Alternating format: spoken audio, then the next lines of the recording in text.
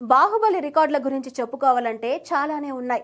ఇప్పుడు pan India స్థాయిలో ఫలానా రికార్డులు బద్దలు కొట్టామని చెబుతున్నవన్నీ కూడా బాహుబలితోనే మొదలయ్యాయి. మొదటి భాగం 650 కోట్లు కొల్లగొట్టి పాన్ ఇండియా సినిమాలకు పునాది వేయగా సెకండ్ పార్ట్ ఏకంగా 1800 కోట్లకు పైగా కలెక్షన్లు రాబట్టింది. సంచలన విజయాన్ని అందుకుంది. అయితే 10 ఏళ్ల తర్వాత ఈ సినిమాను రీ రిలీజ్ చేసినా కూడా క్రేజ్ ఏమాత్రం తగ్గలేదని నిరూపిస్తోంది.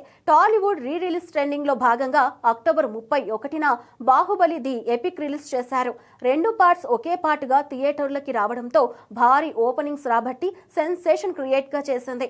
పైగా రాజమౌళి, ప్రభాస్, రానా ఈ సినిమాకు స్పెషల్ ఇంటర్వ్యూతో ప్రమోట్ చేశారు. దీంతో మొదటి రోజు ఏకంగా 20 కోట్ల వరకు గ్రాస్ వసూళ్లు రాబట్టి రీ రిలీజ్ సినిమాల్లో టాప్ ప్లేస్ లో నిలిచింది. అయితే రెండో రోజు, మూడో రోజు కలెక్షన్లు కాస్త తగ్గినప్పటికీ మొత్తంగా 3 రోజుల్లో భారీ రికార్డు నమోదు చేసింది. కేవలం ఇండియాలోనే 22 కోట్లకు పైగా నెట్ కలెక్షన్స్ వచ్చినట్లు ట్రేడ్ వర్గాలు లెక్కలు వేశాయి.